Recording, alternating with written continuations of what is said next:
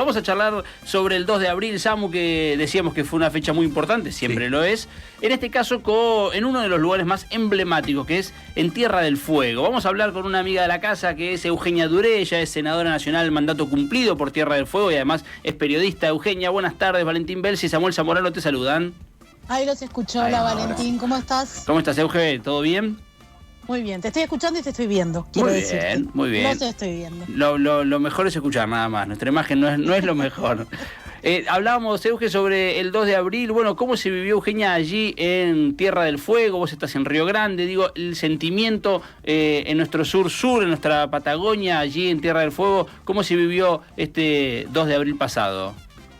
Bueno, en principio contarles dónde estamos situados nosotros, ¿no? Y nosotras. Pensemos que el monumento que existe aquí en la ciudad de Río Grande es lo más cercano a nuestras Islas Malvinas. Estamos a casi 590 kilómetros de las islas, con lo que eso significa para los que vivimos, pero también para los que llegan, ¿no? Se cumplieron 44 años de la Guerra de Malvinas y hace 44 años que nuestros veteranos vienen realizando, en principio con un fogón, ahí al lado del mar, con mucho frío. No sé si alguna vez tuvieron la oportunidad de venir a una vigilia o a un 2 de abril, pero la verdad que se siente el frío mismo que vivían, ¿no? Que vivieron durante esos 70 y pico de días nuestros combatientes. Y además es una conmemoración no solamente que fue creciendo en todos estos años, que además el pueblo de Río Grande, el pueblo de Tierra del Fuego,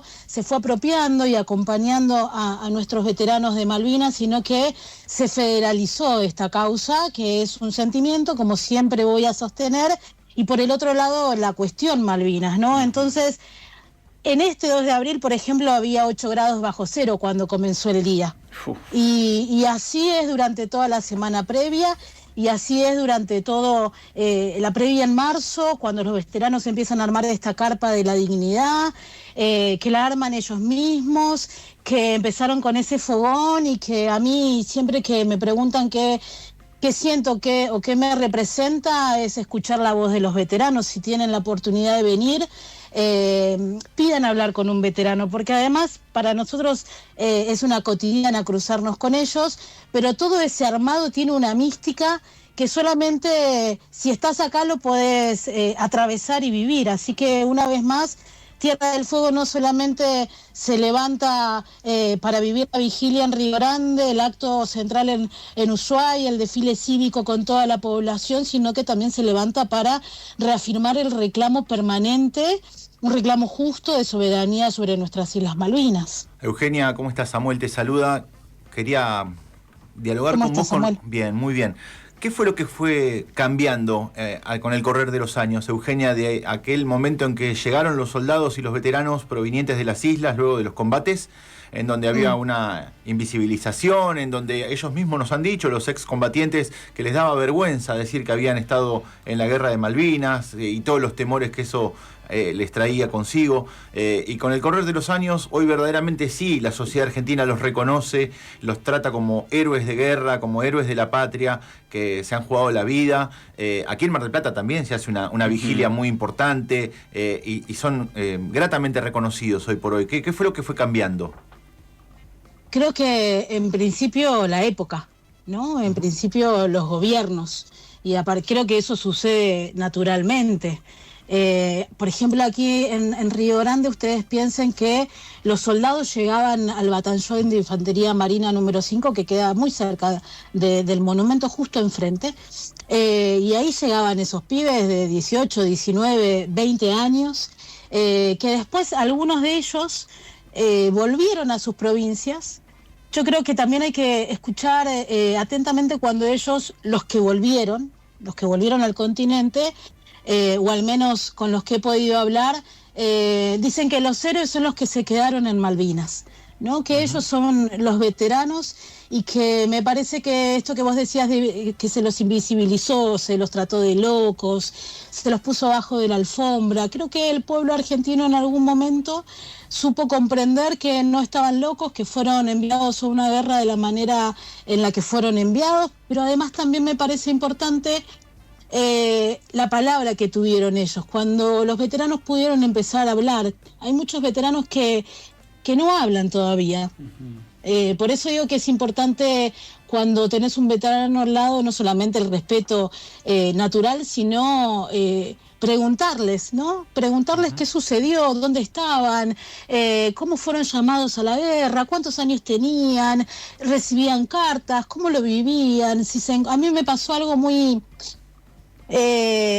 emocionante, pero también estos reencuentros que se pueden dar. En un momento yo trabajaba con Juan Alberto Badía y pudimos hacer un móvil en vivo desde acá, desde el monumento, con todos los veteranos acá del centro de nuestra ciudad, y en eso se pudieron, mira, justamente se reencontró un veterano de Malvinas de Mar del Plata con un veterano de Malvinas de acá de la ciudad de Río Grande. Wow. Y la verdad que en ese momento nosotros teníamos, yo representaba Tierra del Fuego, pero teníamos teléfonos abiertos, se mandó al corte repentinamente, y cuando volvimos al aire, uno le decía que creo que era el de Mar del Plata, lo saludaba con el nombre del veterano de acá, y estaban juntos en la misma trinchera.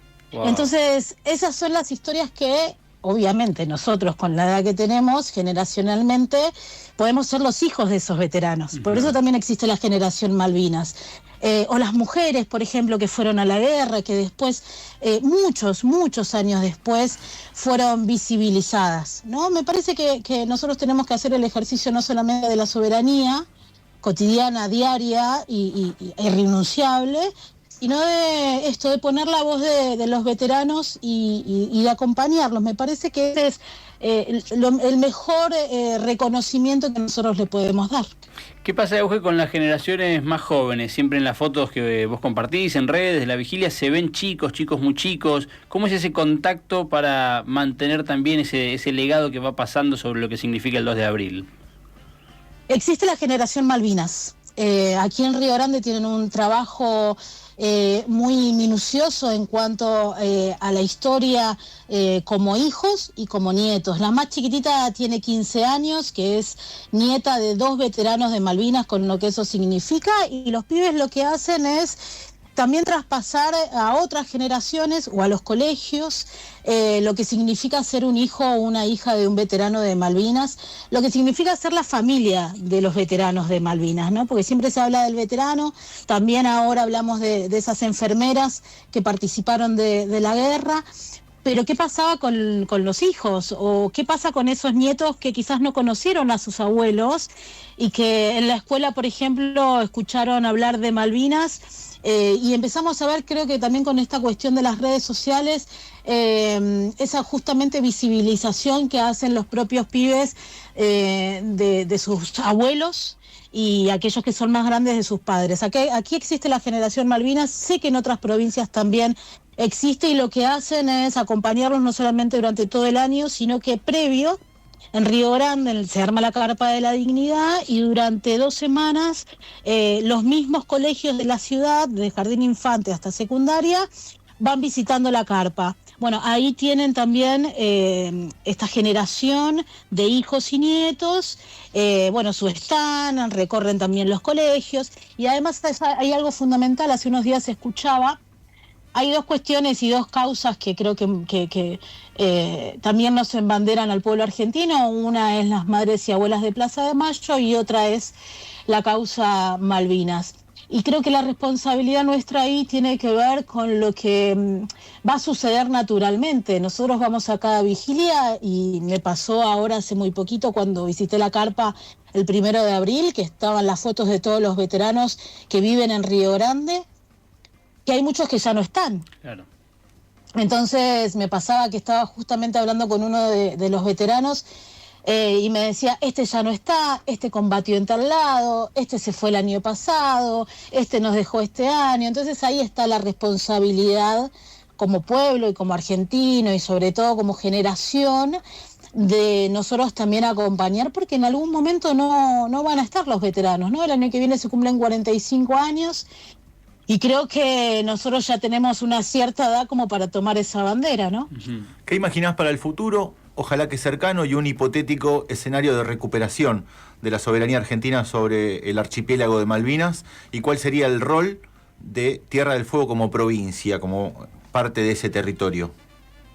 Sí, bueno, ahí nosotros lo que es Malvinas, lo que es la Antártida y todo el espacio marítimo es parte de la provincia de Tierra del Fuego, por eso es la más grande. Y eso también creo que es algo que tenemos que divulgar y difundir. Tierra del Fuego es la provincia más grande de la Argentina, una de las 10 más grandes en extensión de su territorio en lo que se refiere a todo el mundo.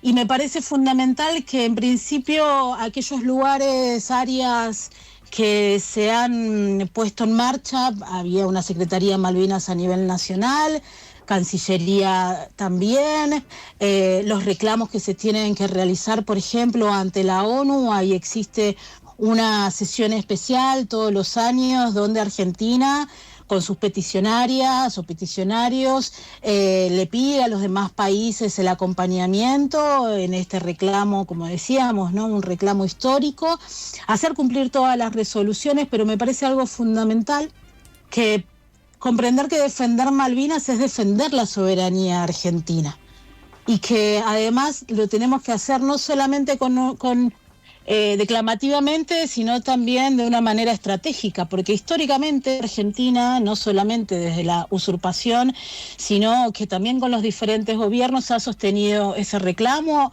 más allá que la importancia del retroceso existe, nosotros tenemos que recuperarlo a través del diálogo y de la paz, como lo dice la resolución 2065, como lo han dispuesto también muchos de los presidentes y presidentas cuando tuvieron la oportunidad de reclamar en las Naciones Unidas, pero también me parece fundamental que esos espacios como la Secretaría de Malvinas, como el Consejo Nacional de Malvinas, como las leyes a nivel nacional se cumplan, y por el otro lado que la diplomacia, la estrategia, la ciencia, la tecnología, la inversión en defensa sea en pos de la recuperación de nuestras Islas Malvinas.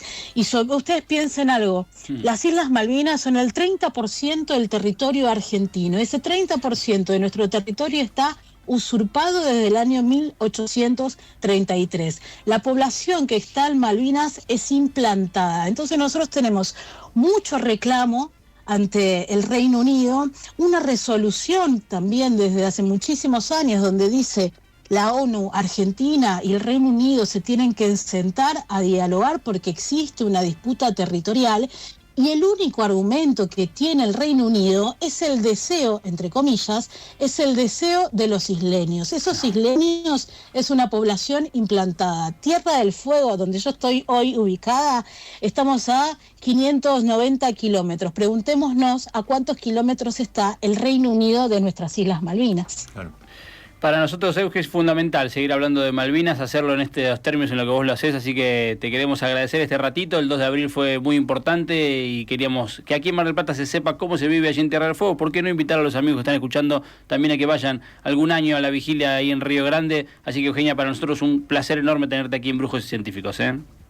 Yo les mando un abrazo, Valentín, sabes lo que te admiro, respeto y ojalá volvamos a compartir en algún momento esta causa. Los invito, el año que viene se cumplen 45 años y vivir la vigilia y el 2 de abril aquí en la ciudad de Río Grande, capital nacional de la vigilia, o mismo en Ushuaia, que para nosotros es la capital de Malvinas, es algo histórico, es algo que no se lo van a olvidar nunca más y ojalá que puedan venir a hacer el programa acá en Tierra del Fuego. Así que yo les mando un abrazo y decir que las Malvinas fueron y serán argentinas. Claro. Gracias, Euge, beso grande, gracias. Un abrazo grande. Chau, chau. Ahí pasaba, amigos, la palabra de Eugenia Duré. Ella es senadora nacional, mandato cumplido por Tierra del Fuego, además es periodista, una amiga de la casa que nos da una mano también para tomar toda la dimensión, Samu, de lo que significa el 2 de abril, sobre todo en ese territorio.